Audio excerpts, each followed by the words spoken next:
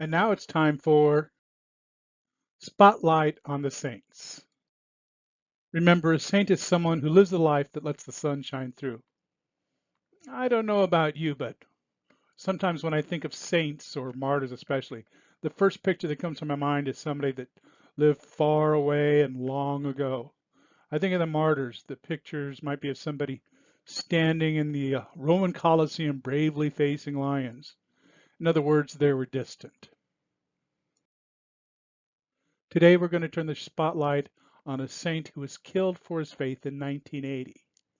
Now I realize that for some of you that still sounds ancient, but I had only graduated from high school 4 years earlier. Not only was this pretty recent, but then I read a story in the Modesto Bee about one of the men accused of killing the saint, that he was convicted in Fresno court in 2004. This man had been living in Modesto since the killing, just a few miles south of here.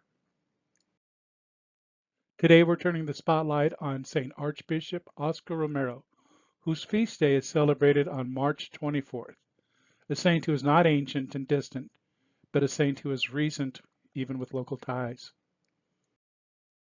Oscar Romero was ordained a priest in El Salvador in 1942. When he was appointed the Archbishop of San Salvador in 1977, Bishop Oscar Romero was considered a very safe choice. But 3 weeks after his appointment as Archbishop, Romero was shaken by the murder of his good friend, Jesuit priest Father Grande, a vigorous defender of the rights of the poor. In fact, 5 more priests were assassinated in Archbishop of San Salvador during Romero's years. When the military junta seized control of the national government in 1979, Archbishop Romero became a primary voice for the poor and the oppressed through his writing, his sermons, and his radio broadcasts. As a disciple of Christ, he followed Christ to the public square to give good news to the poor.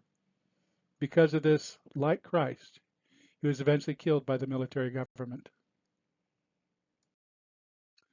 The night before he was murdered, he said on the radio, "I would like to appeal in a special way to the men of the Army, and in particular to the troops of the National Guard, the police, and the garrisons. Brothers, you belong to our own people. You kill your own brother peasants, and in the face of an order to kill that is given by man, the law of God says, do not kill. That law should prevail.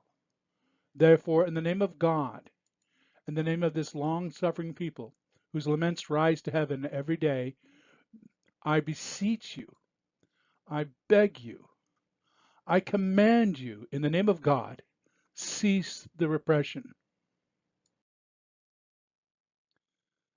As he's holding up the message of Christ, he was effectively signing his own death warrant. The next day, on March 24th, 1980, Archbishop Romero was assassinated while he was presiding at Mass. His funeral was celebrated in the plaza outside the cathedral and drew an estimated 250,000 mourners. In the intervening years since, the investigations have shown that a small group was directly involved in the killing, but the only conviction was the one of the drivers, who was convicted civilly, not criminally, in El Salvador. This was the man who was living in Modesto. On February 3rd, 2015, Pope Francis authorized a decree recognizing Oscar Romero as a martyr for his faith. His beatification took place on May the 23rd, 2015. If you would like to learn more about St. Archbishop Romero, I'd recommend the 1989 movie called Romero, starring Raul Julia and produced by Warner Brothers along with Paulus Brothers. It's a powerful movie, but I wouldn't recommend it for younger kids. So what now what? We don't look at the saints like you look at a historical figure that might be on a history test. No, we look at the saints to see what lessons we can learn from their lives and what do they have to tell us about how to live our lives today. So who are the saints today?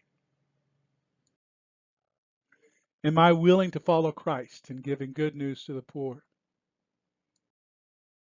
How can I give good news to the poor?